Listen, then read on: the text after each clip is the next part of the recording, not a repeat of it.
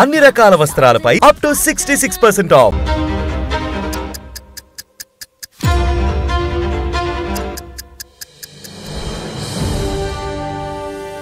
Donald Trump భారత వస్తువుల మీద ఈ 25% టారిఫ్ విధించారు. దీని వెనుక ప్రధాన కారణం ఏంటి? జనాలని సుంకాల ద్వారా వివిధ దేశాలను బెదిరించి బార్గెనింగ్ తీసుకురావడం, కాలబేరాన్ని తీసుకోవడం అనేది ట్రంప్కు ఒక వ్యాపారవేత్త కాబట్టి మొదటి నుంచి ఆయనకు అలవాటైంది.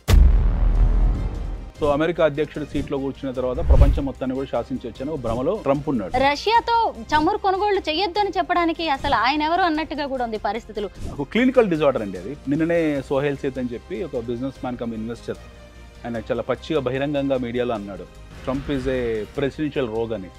దాన్ని నేను ఎండోర్స్ చేస్తాను పర్సనల్లీ. మొన్న యుద్ధాన్ని నేనే ఆపించాను అంటూ కామెంట్స్ చేయడం, వీటన్నిటిని బట్టి ఆయన ఏమనుకుంటున్నాడు భారత్ ని? మొదట్లో ఆయన బెదిరించాడు ప్రపంచాన్ని, నేను శాంతి దూతను అన్నట్టు బిల్డప్ ఇచ్చాడు. ఆయనకి ఇప్పుడు నోబెల్ బహుమతి కావాలి అర్జెంటుగా. ఆయనకు నోబెల్ బహుమతి కావడం కోసము ఈస్ ట్రైయింగ్. అందరికీ నమస్కారం, నేను Swarupa Putlapalli. Welcome to Suman TV. భారత ఆర్థిక వ్యవస్థ డెడ్ ఎకానమీ అంటూ కామెంట్ చేసిన అమెరికా అధ్యక్షుడు డొనాల్డ్ ట్రంప్ కు ప్రధాని మోదీ స్ట్రాంగ్ కౌంటర్ ఇచ్చారు. ప్రపంచ ఆర్థిక వ్యవస్థగా మూడో శక్తిగా భారత్ పరుగులు పెడుతోందని ఆయన చెప్పుకొచ్చారు.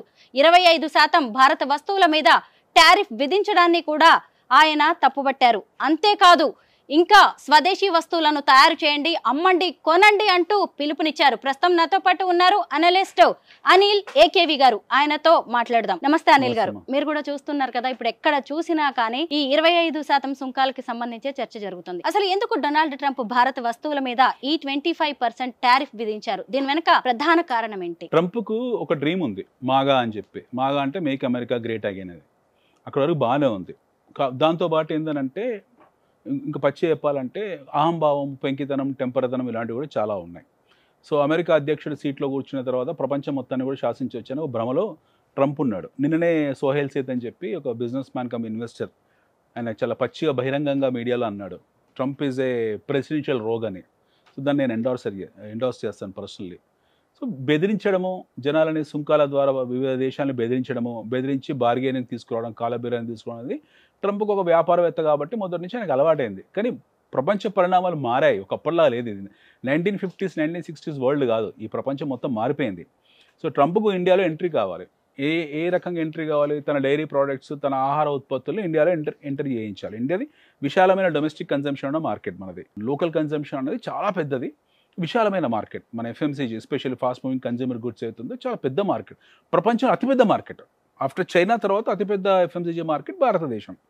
సో ఇందులో ఎంట్రీ కోసం ట్రంప్ గట్టి ప్రయత్నం చేస్తున్నాడు. సో దట్ ఏంటంటే వాళ్ళకున్న ట్రేడ్ డెఫిసిట్ అవుతుందో, ఇండియా అమెరికా ట్రేడ్ మధ్యలో ట్రేడ్ డెఫిసిట్ అవుతుందో దాన్ని నింపుకోవడం కోసం ఈ want do trade with India.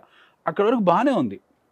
దాన్ని మీరు ఆర్మ్ ట్విస్ట్ చేసి బెదిరించి మేము సుంకాలు విధిస్తాము, 25% సుంకాలు విధిస్తాము, మీరు దానికి ఒక బూచి ఏంటంటే మీరు రష్యా నుండి ఆయిల్ ఉత్పత్తులు దిగుమతి చేసుకుంటున్నారు కాబట్టి రష్యా వాళ్ళు ఉక్రెయిన్తో యుద్ధం చేస్తున్నారు, మీరు ఇండైరెక్ట్గా రష్యాకు ఫండింగ్ చేస్తున్నారు, ఉక్రెయిన్ యుద్ధానికి మీరు ఫండింగ్ చేస్తున్నారు అని చెప్పి ఉక్రెయిన్ యుద్ధానికి ఫండింగ్ చేస్తున్న హాట్ సీట్లో ఉన్న ట్రంప్ మాట్లాడడం అనేది హాస్యాస్పదం, ఒక పిచ్చివాడు మాట్లాడినట్టు అనమాట. సో ఆల్రెడీ ట్రంప్ని ఒక పారానాయిడ్ కిందనే ప్రపంచం లెక్కేసింది.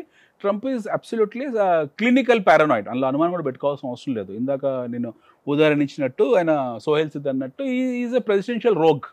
ఇది కంప్లీట్ రోగ్ పనులు. సో ఒక హుందాతనం కోల్పోయి, ఒక ద్వైపాక్షిక సంబంధాల్లో ఒక పెద్దరికం కోల్పోయి చీప్గా, చిల్లరగా, థర్డ్ క్లాస్గా బిహేవ్ చేయడం అనేది అమెరికా అధ్యక్షుడు శోభ కాదు. అది మీరు ఎప్పుడైతే పాకిస్తాన్ ఆసిఫ్ ముల్లా మురీని పిలుస్తారు, ఆపరేషన్ సింధు కారకుడైన వ్యక్తి, వాడితో కూర్చొని లంచ్కి వెళ్ళి టేబుల్ మీద కూర్చొని ఆయన పొగిడినప్పుడు అర్థం చేసుకోవాలి. మన దేశంలో ట్రంప్ లాంటి వ్యక్తి పుట్టుంటే, ఆయన అమెరికాలో పుట్టడం ఆయన అదృష్టం. మన దేశంలో పుట్టుంటే మన దగ్గర ఉన్న తండాలకు సర్పంచ్ కూడా అయ్యే అర్హత లేని వ్యక్తి. అబద్ధం కాదు నేను చెప్తుంది. మన దగ్గర కార్పొరేటర్ కూడా పనికిరాని వ్యక్తి. అమెరికాలో పుట్టాడు కాబట్టి ఆయన అదృష్టము, వ్యాపారవేత్త కాబట్టి ఆయన ఏదో 4 మాటలు మాట్లాడుతుంటాడు. దాన్ని మనం సీరియస్ చేసుకోవద్దు. ప్రధానమంత్రి కూడా దాదాపుగా వారం రోజులు మౌనంగా ఉండి చివరికి ఆయన చెప్పేశారు, మనము ఆత్మనిర్భర్ భారత్ ఏదైతుందో దాని ఉత్పత్తి వ్యవస్థగా మన దేశాన్ని పూర్తి స్థాయి ఉత్పత్తి వ్యవస్థగా మార్చుకోవాలి. ఇది ఒక అవకాశం. ట్రంప్ మన దేశానికి ఒక అవకాశాన్ని ఇచ్చాడు. ఈ అవకాశాన్ని సద్వినియోగపరుచుకుందాము. మన ఇండస్ట్రీ అవుతుంది, ఎస్పెషల్లీ ఎస్ఎంఈ అంటే స్మాల్ అండ్ మీడియం ఎంటర్ప్రైజెస్ ఏవైతుందో దీన్ని అభివృద్ధి పరుచుకోవాలి అని చెప్పి ఒక మాట అన్నారు ప్రధానమంత్రి గారు. దాని ద్వారా ఏమవుతుందంటే మన ఉత్పత్తి వ్యవస్థ పెరుగుతుంది. ఉత్పత్తి వ్యవస్థ పెరిగిందంటే ఉత్పాదక పెరుగుతుంది, ప్రొడక్షన్ పెరిగినప్పుడు ప్రొడక్టివిటీ పెరుగుతుంది. ఆటోమేటిక్గా చాలామందికి జీవనోపాధి కలగడము, వృత్తి కలగడము, చాలామందికి వస్తు సేవల వినిమయం పెరగడం ఇలాంటివి జరుగుతాయి. సో ట్రంప్ తెలిసి చేసినా తెలియకుండా మనకు మేలే చేశాడు. సో ఇప్పుడు 25% దగ్గర అవుతాడా, అది 50% దగ్గరికి వెళ్తాడా, 100% వెళ్తాడా అనేది ఆయన ఆయన ఆయన పుర్రెకో బుద్ధి జువకో రుచి అన్నట్టు ఆయన మూడుని బట్టి ఉంటుంది. వి డోంట్ కేర్, మనం పెద్ద పట్టించుకోవాల్సిన అవసరం లేదు. మనం ప్రత్యామ్నాయ మార్కెట్లో ఆల్టర్నేటివ్ మార్కెట్స్ ఆల్రెడీ చూసుకున్నాం. మనం సాలిన ఆల్మోస్ట్ $90 బిలియన్ అమెరికాకు ఎగుమతులు చేస్తాం. రకరకాల వస్తువులు, డైమండ్స్ నుంచి మొదలు పెడితే మీకు ఎలక్ట్రిక్ వస్తువులు మొదలు పెడితే, ఐటీ ఎక్స్పోర్ట్స్ మొదలు పెడితే చాలా వస్తువులు మనం అమెరికాకి ఎక్స్పోర్ట్ చేస్తాము. Few are indispensable from American consumption. వాటిని కాదనుకోలేని పరిస్థితులు అమెరికన్స్ ఉన్నారు. దిగుమతి చేసుకునే పరిస్థితికి ఎవరు వచ్చారు? మీరు వచ్చారు, అమెరికన్స్ వచ్చారు. అమెరికన్ వ్యవస్థ దిగుమతి వ్యవస్థ కింద మారిపోయింది. ఎగుమతి వ్యవస్థ కాదు, దిగుమతి వ్యవస్థ. చైనాను బెదిరిస్తారు. చైనావాడు వేసుకున్న చెప్పులు, చైనావాడు వేసుకున్న బట్టలు, చైనావాడు వేసుకున్న సృష్టించిన బూట్లు, వాడు తయారు చేసిన టైలు కట్టుకొని చైనా మీద సుంకాలు విధిస్తానంటారు. సిమిలర్ కైండ్ ఆఫ్ ఫార్ములా తన్ని దొబ్బే అని చెప్పారు చైనా వాళ్ళు. సింపుల్గా గెట్ లాస్ట్ అని చెప్పారు, పట్టించుకోలేదు. టారిఫ్కు రిటాలిటరీ టారిఫ్ పెట్టారు చైనీస్. సిమిలర్లీ మనం ఆ స్థాయిలో లేకపోవచ్చు, రిటాలిటరీ టారిఫ్ పెట్టకపోవచ్చు, కానీ మన ప్రధానమంత్రి చాలా స్పష్టం చేశారు పట్టించుకోవాల్సిన అవసరం లేదని ఇండైరెక్ట్గా చెప్పారు. మనం కూడా ట్రంప్ని పెద్దగా సీరియస్ తీసుకోవాల్సిన అవసరం లేదు. ఈ 25%తో ఆగకపోవచ్చు. It might go to 50%, it might go to 100%, it might go to 500%. It doesn't matter for us. మన డొమెస్టిక్ కన్సంప్షన్ స్టోరీకి వచ్చిన నష్టం ఏం లేదు. దీనికి రియాక్ట్ అయ్యేది స్టాక్ మార్కెట్స్. దీనికి ఎక్కువ శాతం రియాక్ట్ ఎవరు అవుతారంటే స్టాక్ మార్కెట్స్ రియాక్ట్ అవుతాయి. అంతే తప్పిస్తే వ్యక్తుల జీవితాలు ఏం ప్రభావితం చూపేంత పెద్ద అంశాలు ఏమీ కాదు. అలా ఆయన చెప్పాడని చెప్పేసి మనం రష్యా నుంచి మనం చమురు దిగుమతులు ఏం తగ్గించుకోలేదు. మన చమురు దిగుమతులు డోల్డ్రమ్స్లో ఉన్నాయి రష్యా నుంచి. అంటే ఆయన చెప్పిన తర్వాత మనం చాలా తగ్గించాం, 38%కి వచ్చాం మనం వీళ్ళ అమెరికాతో సత్సంబంధాల కోసం. But we'll not make it zero, అది పక్క. అమెరికా తాటాకు చెప్పులకు భయపడడానికి భారతదేశం పాకిస్తాన్ కాదు, బంగ్లాదేశ్ కాదు. India is India. We are the 4th largest economy and we might surpass America over a period of time. 2035కి 2040కి will hit around $25 to $30 billion అని స్వయంగా అమెరికన్ తాలూకు రీసెర్చ్ సంస్థలే చెప్పాయి. India will be a 40 trillion economy by 2040 అని చెప్పి వాళ్ళ బ్లాక్ రాకే అన్నది. అమెరికన్ బ్లాక్ రాక్ అంత పెద్ద సమస్యనే అన్నది. ఆ టైంకు ట్రంప్ ఇది భూమి మీద ఉండడు. ఆయన 80 ఏళ్ళ వయసు ఆల్రెడీ. ఇంకో 15-20 ఏళ్ళ తర్వాత ఆయన ఎందుకుంటాడు ఇక్కడ? ఇంకా 3 ఏళ్ళ తర్వాత ఈ will not be there. So వేరే ప్రెసిడెంట్ వచ్చి వేరే నిర్ణయాలు తీసుకుంటాడేమో. ఆయన రుచికరమైన నిర్ణయాలు ఆయన తీసుకుంటాడు. So no one cares Trump is a joke. Trump is an absolute joke. Trump గురించి మనం అసలు సీరియస్గా తీసుకోవాల్సిన అవసరం లేదు. 25% టారిఫ్ అనేది మనకి ఇమ్మెటీరియల్. ట్రంప్ చెప్పాడని చెప్పి చమురు దిగుమతులు మనం ఆపుకోము, మన దిగుమతులు అలాగే సాగుతాయి. ట్రంప్ చెప్పాడని చెప్పి వాళ్ళు విధిస్తున్న సుంకాలకు మనం భయపడేది ఏమీ లేదు. At the same time we will not make what you call hour farmers into a fry. మన రైతాంగానే మనం ఇబ్బందులు పెట్టము. ఎందుకంటే దేశంలో దాదాపు 70% మన ఆర్థిక వ్యవస్థ పూర్తిస్థాయి రైతాంగం మీద ఆధారపడింది. 40 కోట్ల మంది డైరెక్ట్ ప్రత్యక్షంగా వ్యవసాయంలో ఉన్నారు. 40 కోట్ల జీవితాలను మనం ట్రంప్ కోసం త్యాగం చేయలేం కదా. వాళ్ళ పాల ఉత్పత్తులు, లేకపోతే ఆయన చీజు, ఆయన బట్టరు, ఆయన FMCG, ఆయన మిల్క్ ప్రోడక్ట్స్, ఆయన గోధుమలు, అవన్నీ మనకు అవసరం లేదు. ఆల్రెడీ అమెరికన్ వస్తువులు వచ్చి ఇండియాలో ఇప్పుడు మీరు స్వీట్ కార్న్ ఉంది, పనికి వాళ్ళ స్వీట్ కార్న్ వచ్చి మన దేశీవాలి కార్న్ని ఎంత దెబ్బతీసింది? ఒక sweet corn for example, American sweet corn అవుతుందో, వాళ్ళ యాపిల్స్ ఉన్నాయి, వాషింగ్టన్ యాపిల్స్ ఉన్నాయి, అది మన కాశ్మీరీ యాపిల్స్ ఎంత ఎఫెక్ట్ చేస్తుంది? సో ఒక 2-3 వస్తువుల తాలూకు ఉదాహరణ నేను చెప్పాను. ఆల్మండ్స్ ఉన్నాయి, అమెరికన్ కాలిఫోర్నియా ఆల్మండ్స్ ఉన్నాయి. మన దేశీయాల ఉత్పత్తుల్ని, మన ఉత్పత్తి వ్యవస్థను దెబ్బతీసింది. ఇలా అన్ని వస్తువులు వచ్చాయనుకోండి, మన రైతులు ఏం కావాలి, మన వ్యవసాయ ఉత్పత్తులు ఏం కావాలి, మన దేశం ఏం కావాలి? Will become another America. ఇక అప్పుడు ఇంపోర్ట్ దేశం కింద మారిపోతాం. ఇంపోర్ట్ దేశం కింద మారిపోవాలంటే మన పర్ క్యాపిటల్ ఇన్కమ్ ఎక్కడ ఉంది? ఈ $2,500 ఉంది, వాళ్ళది $50,000 ఉంది. సో కంపారిజన్ లేదు. నో వన్ కేర్స్ ట్రంప్ గురించి, ట్రంప్ తాలూకు నిర్ణయాల గురించి మనం పట్టించుకోవాల్సిన అవసరం లేదు, భయపడాల్సిన అవసరం లేదు. ట్రంప్ అన్నాడని చెప్పి మన చమురు దిగుమతులు తగ్గించుకోము, మన రష్యాతో సత్సంబంధాలు పాడు చేసుకోము. Will continue to defend our relationship with Russia, with other countries as well. Anil గారు, ఈ 25% టారిఫ్ విషయంలో డొనాల్డ్ ట్రంప్ వ్యూహం ఏదైనా గానీ ఒక రకంగా ఇది మనకి మంచి చేసింది అనుకోవాలి. ఎందుకంటే if you ask me, he has to make it 100%. yes, ఎందుకంటే ఈ స్వదేశీ సంకల్ప అనే దానికి ఊపొచ్చినట్టుగా అనిపిస్తుంది. ఎందుకంటే మన వస్తువులనే మనం తయారు చేసుకుందాం, మనమే అమ్ముకుందాం, మనమే కొనుక్కుందాం అని చెప్పి ప్రధాని మోదీ చెప్పారు. ఇప్పుడు రాజకీయాలన్నింటినీ పక్కన పెట్టి దీనికి మీరందరూ కూడా సపోర్ట్ చేయండి అన్నారు. ఇది ఏ విధంగా ముందుకు వెళ్ళబోతుంది ఈ స్వదేశీ సంకల్ప అనేది? మీరు చాలా సింపుల్ అండి. ఈ రోజు మనం ఇంట్లో దోమలు ఉన్నాయి, మనం దోమలు బయట చైనాది వాడతాం. మీరు పెట్టుకునే బింది చైనాది, మనం ఎగిరేసే పతంగులు, దూల్పేటలో అమ్మే పతంగులు, మాంజాలు అవన్నీ కూడా చైనా నుంచి ఉత్పత్తి. చివరికి సంక్రాంతి రోజు వేసే ముగ్గులు కూడా చైనా ఉత్పత్తులే. మనకు తెలియకుండా ఊబిలో ఇరుక్కొని మనం చైనా ఉత్పత్తుల్ని, అమెరికా ఎలా ఇరుక్కుపోయిందో అట్లా మనం చైనా ఉత్పత్తుల నుంచి ఇరుక్కుపోయాము. డొనాల్డ్ ట్రంప్ ఏం చేశాడు, విజిల్ బ్లో చేశాడు. సింపుల్గా వచ్చేసి, అరే బాబు మీకు ఎంతో శ్రామిక శక్తి ఉంది, ఎంతో లేబర్ ఇంటెన్సివ్ దేశం ఇది, కాకపోతే మీరు ప్రొడక్షన్లో లేరు, మీరు ఉత్పత్తి వ్యవస్థలో లేరు, నేను మీకు 25% విధిస్తున్నాను అని ఆయన ఒక భయోత్పాతను సృష్టించాడు. దానికి ప్రభుత్వాలు చెల్లించాయి. అంటే మన దేశంలో ఏంటంటే కొడతాయని మనం చెల్లించాం కదా, కొట్టారు. ట్రంప్ ఒక దెబ్బేశాడు. మనకు అప్పుడు అర్థమైంది, అప్పటి వరకు అర్థం కాలేదు. ఏంది, మన స్వదేశీ ఉత్పత్తి వ్యవస్థను పెంచుకోకపోతే మనం ఇబ్బందుల్లోకి వస్తాము. వీడొచ్చి పనులు సుంకాలు విధిస్తే మనకు ప్రాబ్లం అయిపోతుంది. మనం చైనా నుంచి దిగుమతి చేసుకోవాలి, రష్యా నుంచి చమురు అఫ్ కోర్స్ మనం దిగుమతి చేసుకోవాలి, మనం తయారీ చేసుకోవాలి, మన దగ్గర అంత స్టాక్ లేదు, పైలు లేదు. బట్ అదర్ వస్తువులు ఏవైతే ఉన్నాయో వాటిని మనం దిగుమతి చేసుకోవాల్సిన గత్యతరమైన పరిస్థితిలో ఉన్నాము. సో మన వ్యవస్థని, మనం ప్రొడక్షన్ హబ్స్ని మనం తయారు చేసుకుందాము, మన స్పెషల్ ఎకనామిక్ జోన్స్ని తయారు చేసుకుందాము. ఆల్రెడీ ఆయుధాలని మనము ఎక్స్పోర్ట్ ఓరియంటెడ్ ఇండస్ట్రీ కింద మార్చాము. బ్రహ్మోస్ కానివ్వండి, ఆకాష్ కానివ్వండి, పీనాకా కానివ్వండి, ఇవన్నీ BEL కానివ్వండి, HAL కానివ్వండి, కొచ్చిన్ షిప్ యార్డ్ కానివ్వండి, this all have become export oriented companies or industries. So అలాగా మనం ఆహార ఉత్పత్తులను కూడా భారీ స్థాయిలో మనం ఒక పెద్ద ఇండస్ట్రీ కింద మార్చాల్సిన అవసరం ఏర్పడిందని చెప్పేసి మనోళ్ళు కూడా అర్థం చేసుకున్నారు 25% టారిఫ్కు. ఇంకా బాగా అర్థం చేసుకోవాలంటే ట్రంప్ దాన్ని 100% చేయాలి. 25%తో కుదరదు. 100% చేస్తే మన దేశంలో పారిశ్రామిక ఉత్పత్తి వ్యవస్థ అవుతుందో ఒక విప్లవంగా మొదలవుతుంది, ఒక ఉద్యమంలా సాగుతుంది. అప్పుడు అందరూ ప్రభుత్వాలు వచ్చేసి బ్యాంకులకు, రుణాలు ఇచ్చే సంస్థలకు సింగిల్ విండో సిస్టమ్స్ పెట్టి, బాబు మీరు ఈ పలానా 10 మంది కుర్రోళ్ళు వచ్చి ఈ దోమల బ్యాట్ల కంపెనీ చేసుకుంటా అంటే వీడికి ఇంత లోన్స్ ఇవ్వండి అని చెప్తారు. లేదా పలానా కుర్రోడు వచ్చి నేను పతంగులు, మాంజాలు తయారు చేసుకుంటా అంటే వీనికి ఇంత లోన్స్ ఇవ్వని చెప్తారు. ట్రంప్ ఎంత సుంకాలు విధిస్తే మన దేశవాళీ ఉత్పత్తి వ్యవస్థ అంత బలపడుతుందండి. ఒక రకంగా మన బలం ఎంతో మనకి తెలియజెప్తున్నాడు ఈ ట్రంప్. ఎగ్జాక్ట్లీ. ఇప్పుడు సమస్య ఏంటంటే మనకున్న సమస్య ఇంకొకటి వచ్చి కొడతాను మనకు అర్థం కాదు. ఇప్పుడు భారతదేశం శత్రు దుర్భేద్యమైందని ఎప్పుడు తెలుస్తుంది మనకు? వాడు వచ్చి పక్కన మొన్న పాకిస్తాన్ వచ్చి మన మీద దాడి చేసిన తర్వాత మన ఆయుధాల పనితీరి అంటే మనకు అర్థమైంది. అప్పటివరకు మనకు కూడా తెలియదు. పాకిస్తాన్ ప్రతి సంవత్సరం వచ్చి మన మీద దాడులు చేస్తారని దేశం మన డైవర్సిఫైడ్ సోషలిస్టిక్ కండిషన్స్ ఏవైతున్నాయో అవి యూనిఫై కావవి. మన అన్ని కూడా యూనిటీ ఇన్ డైవర్సిటీ కదా, మతాలుగా కులాలుగా విడిపోయిన వ్యవస్థ కాబట్టి మనం అందరము ఐక్యంగా రావాలంటే వాడు వచ్చి మన మీద దాడి చేయాలి. మన సొంతంగా ఐక్యత ఉండదు, వాడు వచ్చి దాడి చేశాడు కాబట్టి మనము ఐక్యంగా మనం మెదలాము. అట్లా ట్రంప్ వచ్చి మన మీద దాడి చేస్తే వాళ్ళంతమందికి వచ్చి భౌతిక దాడులు చేస్తారు దేశం మీద. పక్కన ఉన్న పాకిస్తాన్ వాళ్ళు ట్రంప్ ట్రేడ్ అండ్ కామర్స్ మీద దాడి చేశాడు. రెండింటికి డిఫరెన్స్ లేదు, అది యుద్ధమే ఇది యుద్ధమే. We need understand both our wars are different shapes. ఇది ఆర్థిక యుద్ధం. This is more dangerous than what Pakistan has done to us. So ఈ యుద్ధంలో ఏమైందనంటే ట్రంప్ మన మీద కొన్ని మిసైల్స్ వదిలాడు. 25% మిసైల్ ఒకటి, తర్వాత పొద్దున 50% మిసైల్ వదులుతాడేమో తెలీదు. He's also part of God. But still మన మీద ఇట్లాంటి ఆంక్షలు విధించుకుంటూ వస్తున్నాడు. ఒక మాట చెప్పాలంటే అవమానకరంగా ప్రవర్తిస్తూ వస్తున్నాడు. Same Trump will not do with Israel మీద చేసే దమ్ము ట్రంప్కి లేదు. ఎందుకంటే ట్రంప్ సూట్లో పడున్న చొక్కాకి ఎన్ని బొక్కలున్నాయో ఇజ్రాయెల్కి తెలుసు.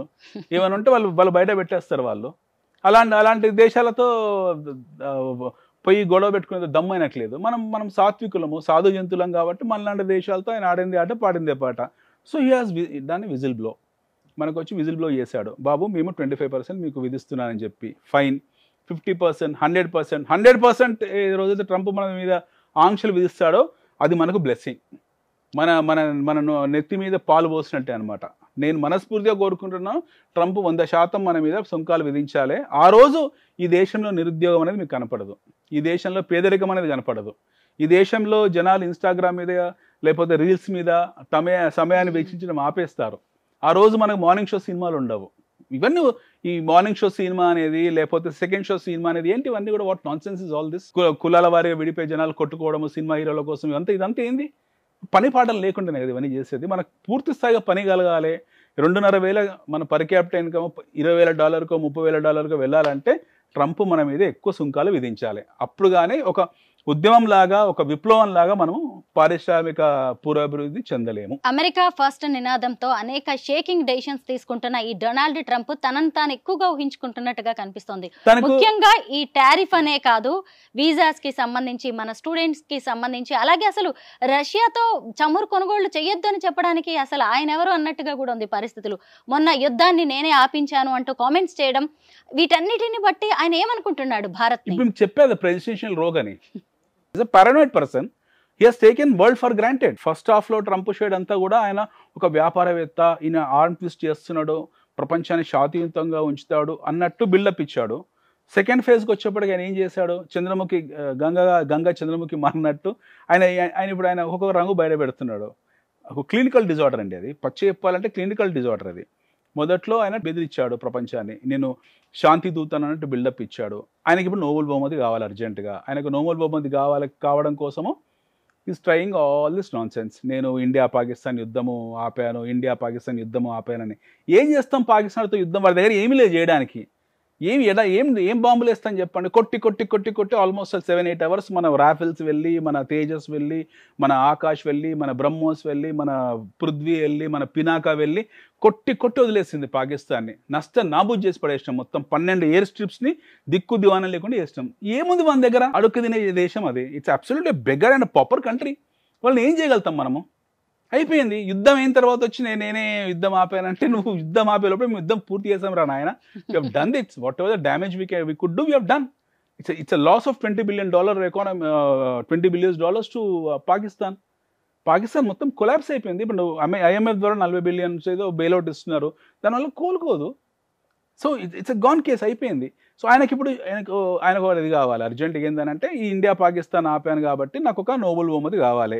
ఉక్రెయిన్ రష్యా ఆపాలని ప్రయత్నం చేశాడు, పుతిన్ మాట వినడు, పుతిన్ దాడులు చేసుకుంటూనే పోతున్నాడు.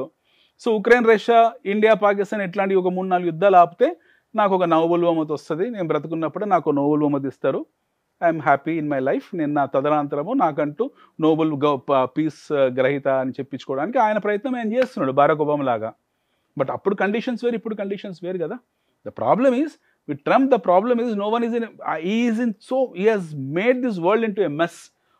ఒకవైపు టారిఫ్స్ అంటాడు, ఒకవైపు యుద్ధాలు అంటాడు, ఒకవైపు ఆపుతున్నా అంటాడు, ఒకవైపు మీకు బలూచిస్తాన్లో ఇంటర్ఫేర్ అవుతాడు, ఒకవైపు కుర్దిస్తాన్లో ఇంటర్ఫేర్ అవుతాడు, ఒకవైపు టర్కీని ఏమన్నాడు, ఒకవైపు రష్యాలో ఇంటర్ఫేర్ అవుతాడు, ఒకసేపు డైరెక్ట్గా ఉక్రెయిన్ వాడికి డైరెక్ట్ నేను జెలెన్స్కీకి నేను డబ్బులు ఇస్తాను, వెళ్ళి నువ్వు దాడులు చేస్తావా మాస్కో మీద అంటాడు. He's involved into so much of mess. మీరు ట్రంప్ని ఒక సీక్వెన్స్ ఆర్డర్ కింద రాయాలనుకుంటే రాయడం చాలా కష్టం, అంత మెస్ అయిపోయింది లాస్ట్ 8-9 monthsలో. సో ఇప్పుడు ఆయన తదుపరి చర్యలు మన మీద ఎలాంటి ప్రభావం చూస్తాయంటే మనకు వచ్చే నష్టం ఏమీ లేదు. వేరే డొమెస్టిక్ కన్జంప్షన్ ఎకానమీ, మనకు సంస్థాగతంగా మన వస్తువులు మనం ఉత్పత్తి చేసుకుని కన్జ్యూమ్ చేసుకోగలుగుతాము. మనకున్న సమస్య ఓన్లీ చమురు మాత్రమే, ఎందుకంటే వాటి నిక్షేపాలు మన దగ్గర లేవు.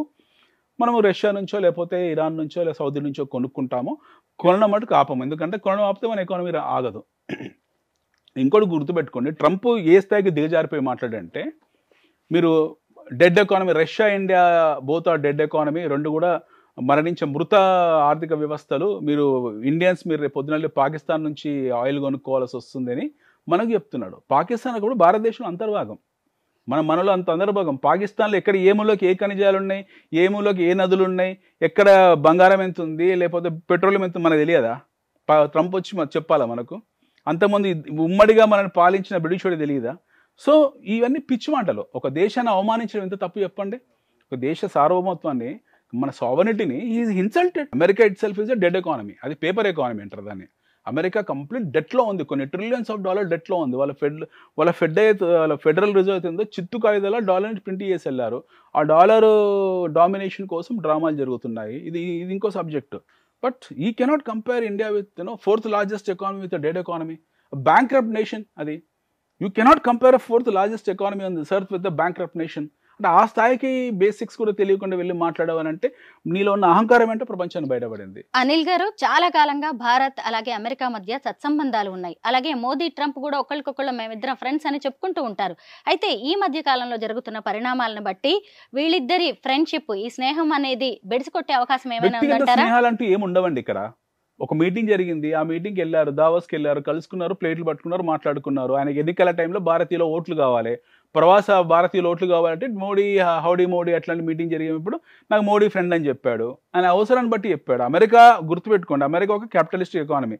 వాళ్ళకు శాశ్వత మిత్రులు శాశ్వత శత్రువులు ఉండరు. అమెరికాకు ఉండేది అవసరాలు మాత్రమే. వాళ్ళ అవసరాలు వాళ్ళ ఇంట్రెస్ట్ని బట్టి ఆ క్షణం వాళ్ళు రంగులు మారుకుంటూ వెళ్తారు.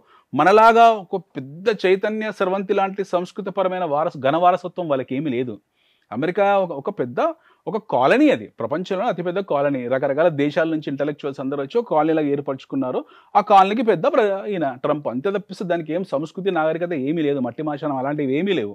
సో వాళ్ళకు ఉండేవి ఇంట్రెస్ట్లు మాత్రమే. ఆయన ఈరోజు 25% అన్నాడు, ఆయన అవసరం తీరింది. రేపొద్దున 100 అంటాడు, లేకపోతే రేపొద్దున అసలు టారిఫే లేదంటాడు.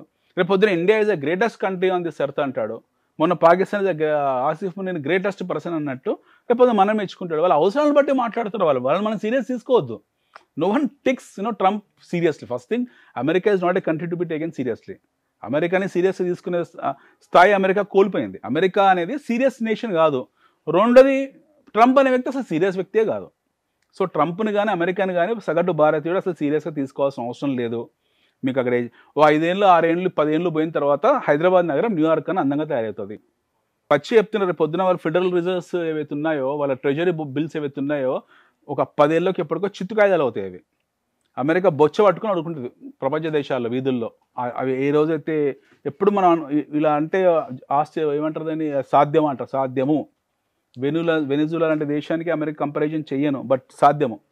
అమెరికా ట్రెజరీ బిల్స్ అనే బాంబు మీద కూర్చుంది. దే ఆర్ సిట్టింగ్ అనే బాంబ్. అది ఏ క్షణం ఎప్పుడైనా పేలొచ్చి 10 ఏళ్ళలో అది పేలింది అనుకోండి, వాళ్ళు కూడా ఒక మామూలు థర్డ్ రేటెడ్ నేషన్ లాగా వెళ్ళి అడుక్కుంటారు, పాకిస్తాన్ లాగా. అలా ఆశీర్వాల్సింది ఏం లేదు. 100 సంవత్సరాల చరిత్రలో మనం ఎన్నో అగ్రరాజ్యాలను చూసాము, ఎన్నో పతనాలను చూసాము. చిన్న దేశాలు అగ్రరాజ్యంగా మారడం చూసాము, అగ్రరాజ్యాలు అడుగుతున్న దేశాలుగా మారడం కూడా చూసాము.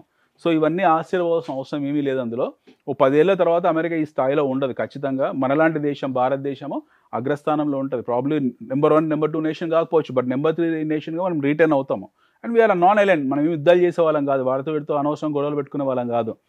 సో ట్రంప్ అనే వ్యక్తి మనం బెదిరించినంత మాత్రం మనకు వచ్చే నష్టం ఏమీ లేదు. వాళ్ళు కూర్చున్న బాంబే అవుతుంది, అది ఎప్పుడైనా పేలొచ్చు. అండ్ ఈ H1లో లేకపోతే గ్రీన్ కార్డు మోజుల్లో అమెరికాలో ఎవరుతున్నారు ప్రవాస భారతీయులు లేదా ప్రవాసాంధ్రులు, వాళ్ళు ఐడి తీసుకోవాలి, ఇవన్నీ పట్టించుకోవద్దు. They should not care about all this. మళ్ళీ ఆయన అవసరాన్ని బట్టి ఆయన టక్కున వాళ్ళ నార్మ్స్ మార్చుకుంటారు. మేక్ అమెరికా గ్రేట్ కోసం నువ్వు ప్రపంచాన్ని ఇబ్బందులు పెడతా అంటే కుదరదు. ప్రపంచం ఒప్పుకునే పరిస్థితిలో లేదు. ఇలాగే అప్పుడు జర్మనీ చేయబోయింది. హిట్లర్ ఈరోజు చరిత్రలో లేడు.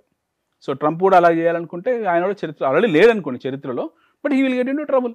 ఈ టారిఫ్స్ అనేవి ఇంకా నేను విషయీకరించి మాట్లాడితే, ఇంకా అనలిటికల్గా మాట్లాడితే, టారిఫ్ బాంబ్ అమెరికాకు ఏ స్థాయిలో మెడకు చుట్టుకున్న ఉరికంబం అనేది చెప్తే మీరు ఆశ్చర్యపోతారు. ఇంకో ఎపిసోడ్లో మాట్లాడదాము. It is absolutely not you call, it's hang. అదొక అది ఏమంటారు దాన్ని, ఉరి. అమెరికాకే ఉరి అది, మిగతా దేశాలకు కాదు. Being a finance student, being a economist, నేను చెప్పగలుగుతా దీని గురించి గంటలు. అమెరికా భారత్ టారిఫ్ గురించి మీరు చాలా ఇంట్రెస్టింగ్ విషయాలను, ఇన్ఫర్మేషన్ అందించారు. Thank you so much Anil గారు.